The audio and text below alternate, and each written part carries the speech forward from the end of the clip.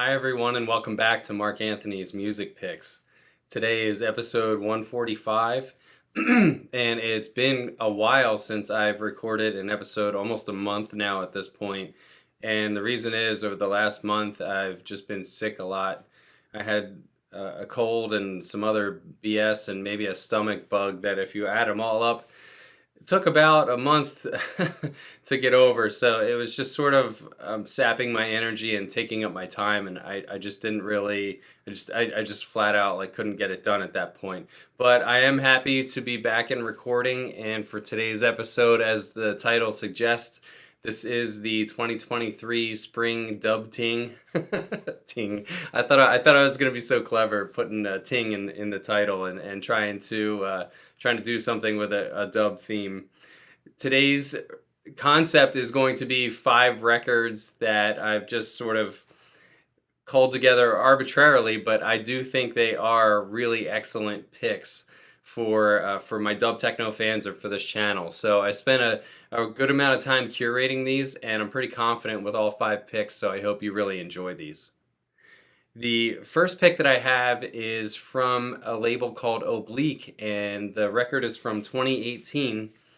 And the label boss for Oblique is Ben Buitendijk, and that's a Dutch name, and if you actually saw the pronunciation of it, I'll put it down below, you would recognize it probably the way that I'm saying it. Unless you're Dutch, you wouldn't even know who I'm talking about, but anybody that's Dutch, that's like, they would know exactly who I'm referring to. So Google has been my friend with trying to learn how to pronounce all these different artist names. Instead of just floundering and guessing, I actually go ahead and practice how to pronounce their names ahead of time so I don't like totally disgrace the artist.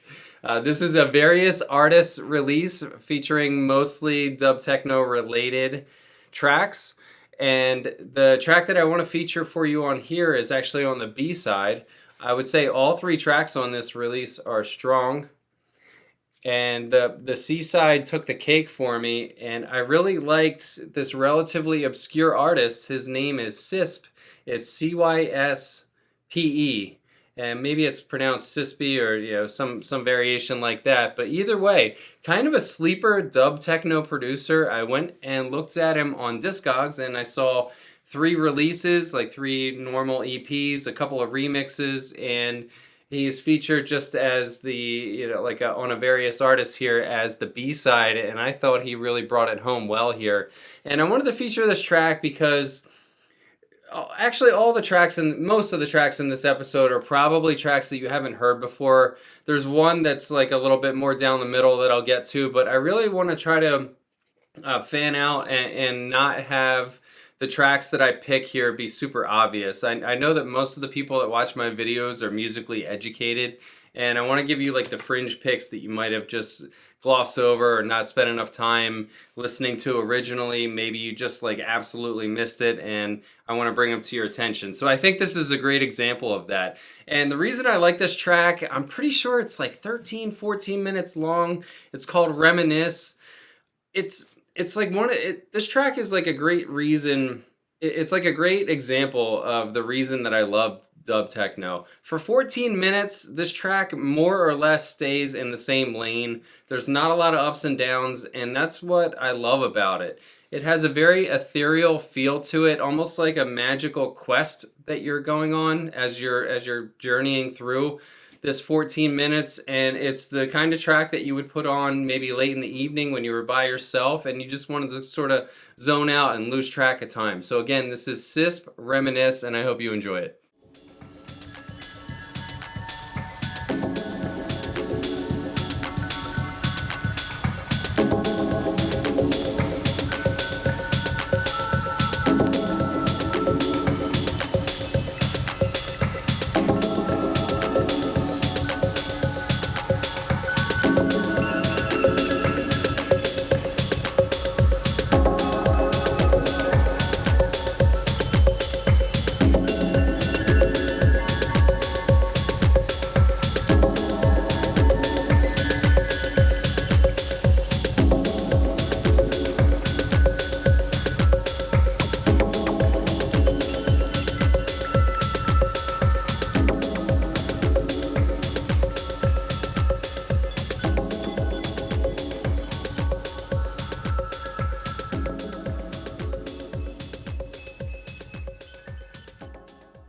during the pandemic, a group of 5 or 6 men over in Germany decided to start their own pressing plant, their own vinyl pressing plant.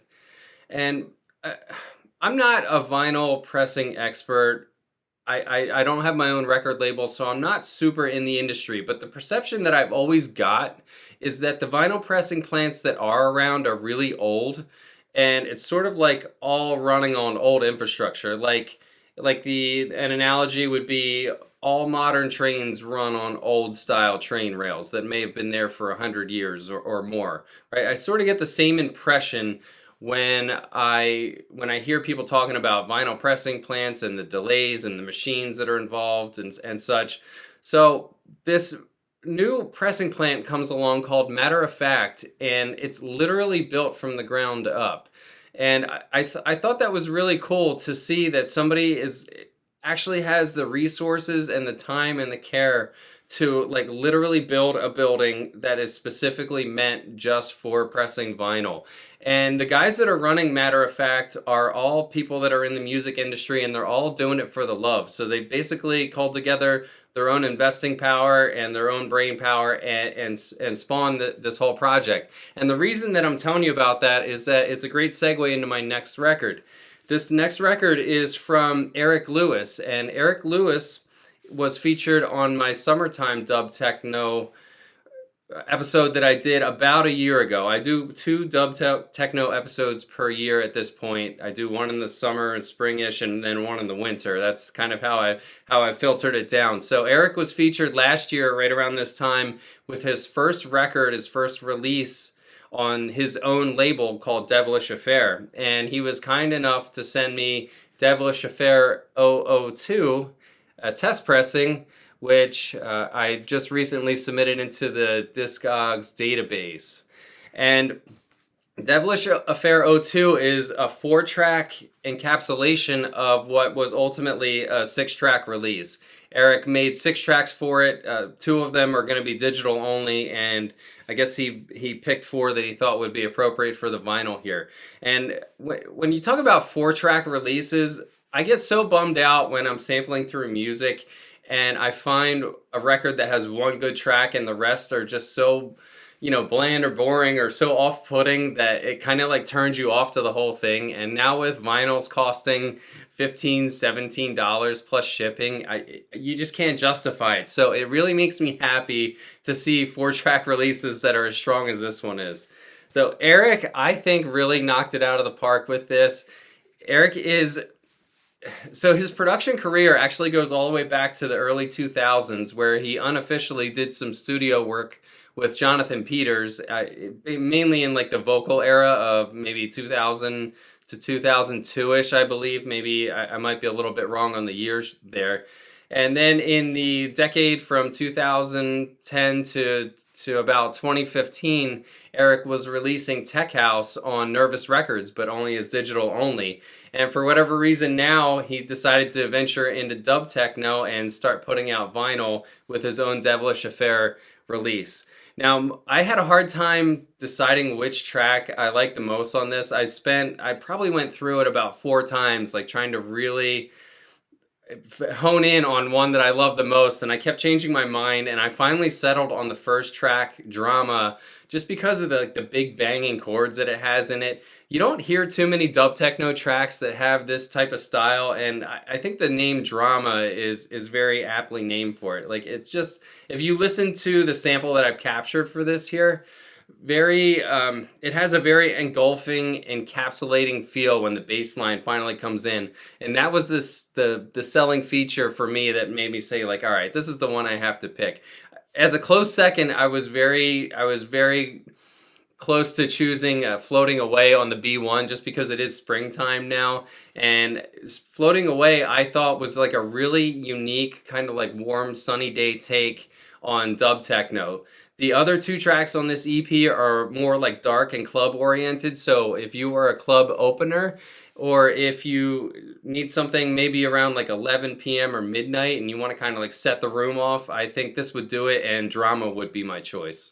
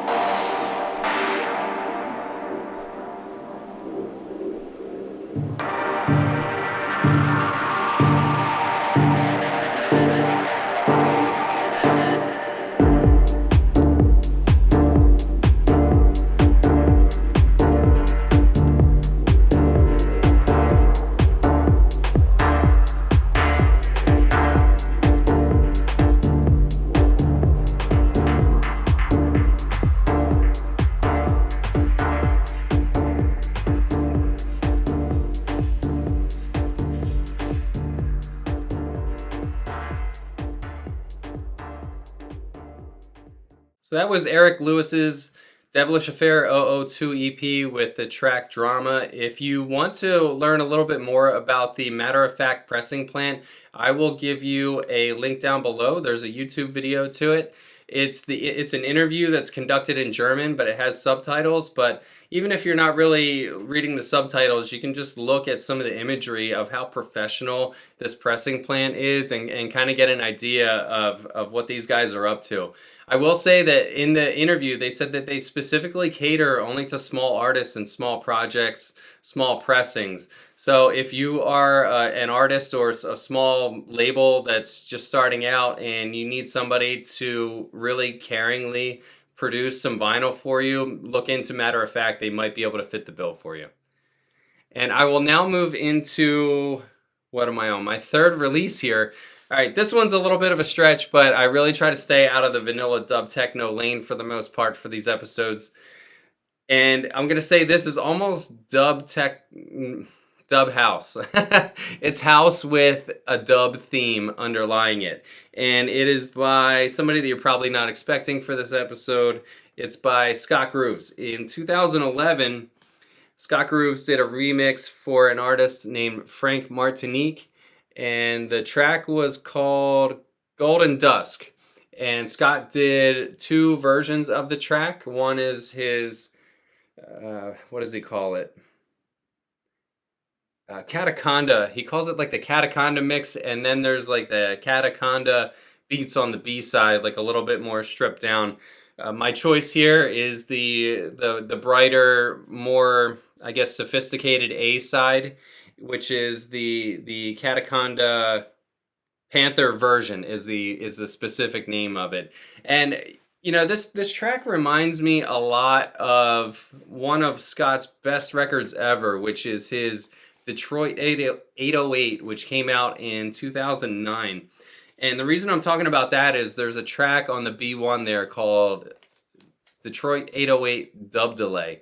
And that is a great example of house music elements being mixed in with dub delays and such, and sort of, I mean, I can't think of too many examples of tracks that really sound like that. I mean, that's really one of the best records in Scott Grooves' catalog. And then this came 2 years later with similar themes. The underlying dub echoes, I think, really set like a nice tone for it.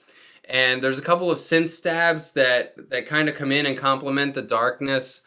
And there's also soft tones that Scott uses to as the third added element on top. So you got like the dub delay and then some of the synth stabs, and then the soft tones are really what drive that home, like the more soft drawn out tones. And those tones, I think, draw parallels back to the 808 dub delay record that I was talking about earlier.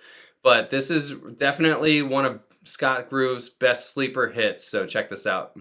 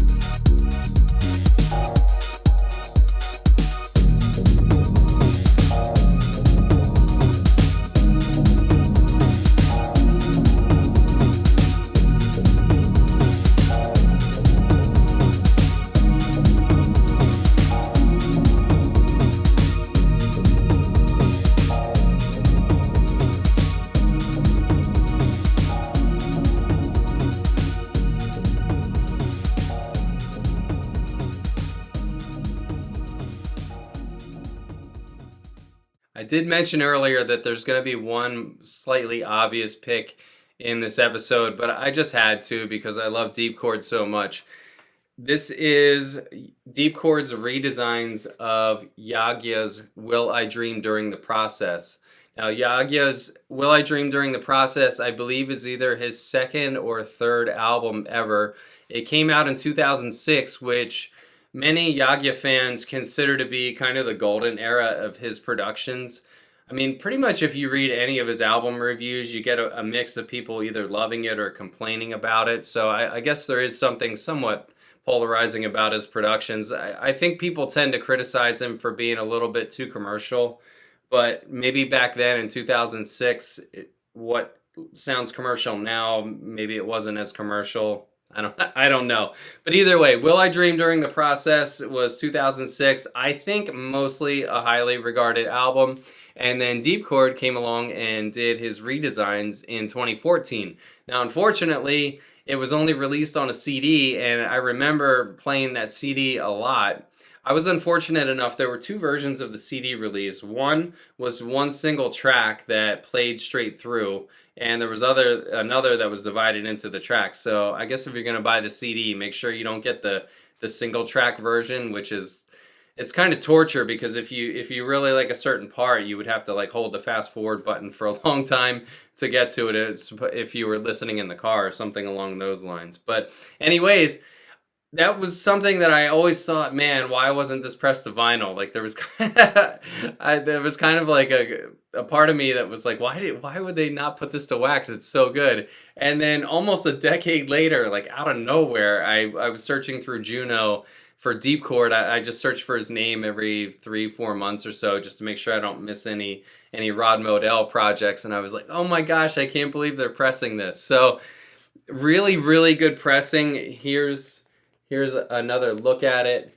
The sleeves don't go, if you pull the record out of the sleeve, it doesn't go back in if you like rotate it 90 degrees. So I have the other half kind of like sitting outside of the sleeve in the bag here. But that's my only like super minor complaint about it. The actual pressing itself is really, really high quality, and it just sounds great. My choice for the track on here, I mean, hard to pick because it's really strong all the way through, was Deepchord Redesigns number 7. To me, it really captures the golden era of Rod's like new club banging dub techno sound. I feel like he crossed over in about 2010 on some of his Echo Chord and Echo Space releases and started getting like a little bit more aggressive, something that like a DJ could potentially play.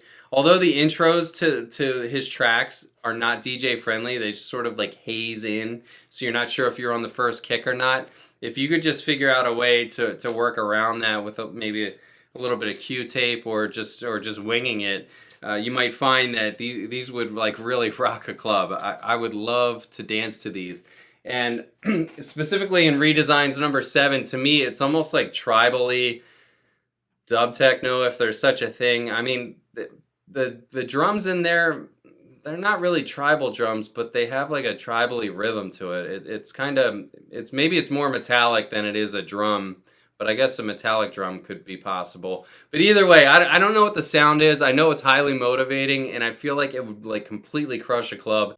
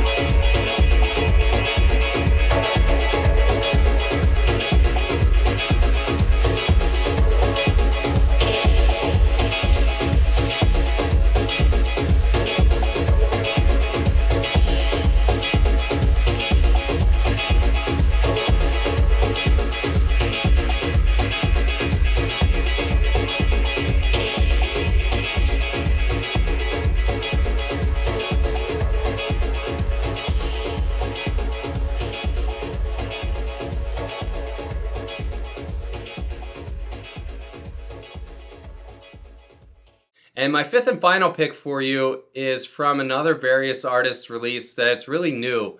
I actually just got this record in today. I ordered it about a month ago, and there was a delay on the shipping, and it was another reason that I had to wait to actually record this episode. But you know, I was like, why do I like this track so much? Because when I went and recorded the sample for this episode, before I actually did this, you know, talking to the computer that I do, I was thinking like, why why did I gravitate towards this so much? And I actually can't pinpoint it. I mean, it's a relatively simple beat. There's a vocal that's sort of on loop in the background, but I think it's just the feeling that I would absolutely certainly dance to it. It's like an 11-minute track. It has maybe one significant breakdown in the middle of it that I've captured in the sample here, but it just has like a really nice fat bass and a nice bass line.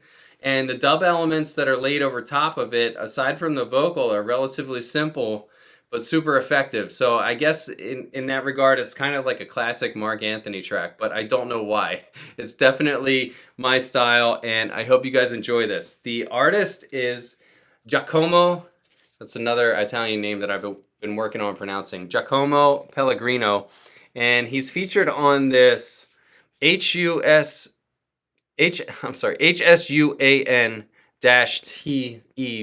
Volume 1.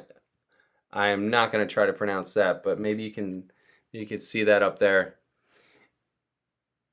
And it's a various artists EP. I think all 4 tracks on here are at least interesting. I haven't had a lot of time to spend with all of them yet, but the Giacomo Dub 001 on here is the killer and is the reason I bought it.